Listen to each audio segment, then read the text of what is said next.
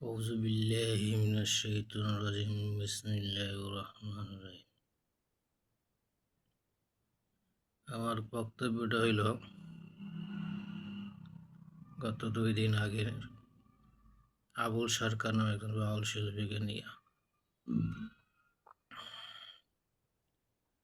আমি একজন মুসলমান হিসাবে আমার দায়িত্ব একটা নিন্দা প্রতিবাদ জানানো। আমি একজন মুসলিম, আমার নবী, আমার কোরআন, আমার আল্লাহকে নিয়ে যে তিরস্কার করবে তার তীব্র প্রতিবাদ জানানো আমার দায়িত্ব। আমি আমার নবীকে ভালোবাসি, এটা আমার ইমানি দায়িত্ব। আমি কোরআনকে ভালোবাসি, এটা আমার ইমানি দায়িত্ব। আমি আল্লাহকে ভালোবাসি, এটা আমার ইমানি দায়িত্ব।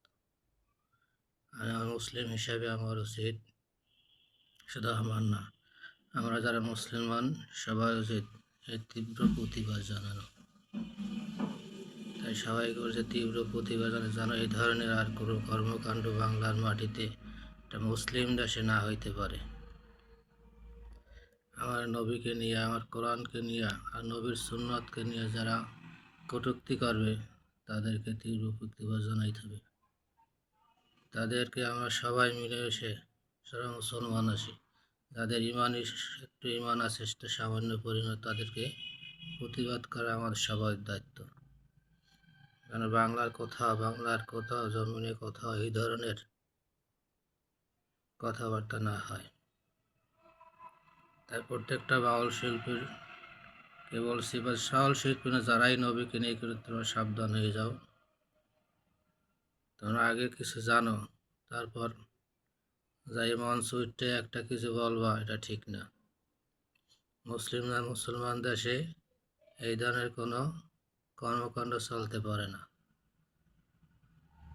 এই ধরনের কর্মকাণ্ড চলতে দেওয়া হবে না, কারণ আমরা মুসলমান, আমরা সহ্য করতে পারি না আমার নবীর সুন্নতকে নিয়ে, নবীকে নিয়ে, আল্লাহকে নিয়ে কটূক্তি করা। আমরা মুসলমান হিসেবে আমরা সহ্য করে নেব না কখনো। তাই সবাইকে সাবধান করে দিতে চাই, আর যেন কেউ এই ধরনের কোনো কটূক্তি না করে। আর এই বাউল আবুল সরকারের সুষ্ঠু শাস্তি চাই, যেন শাস্তির আওতায় না হয়, ভালো একটা বিচার করা হয় আইনের মাধ্যমে, গভর্নমেন্ট আইনের মাধ্যমে।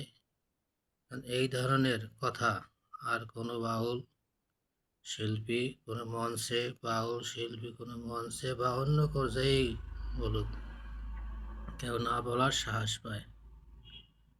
কারণ একটা একজনকে শাস্তি দিলে সবাই ঠিক হয়ে যাবে, আর কেউ উল্টো বললে কোনো বক্তৃতা কোনো মঞ্চে গিয়া বলতে পারবে না।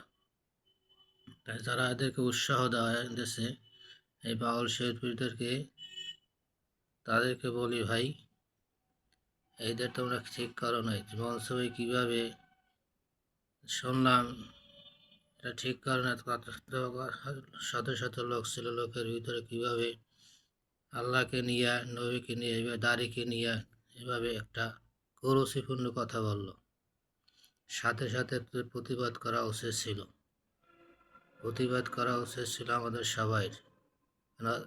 তারপরে দেখলাম অধিকাংশ লোক এদের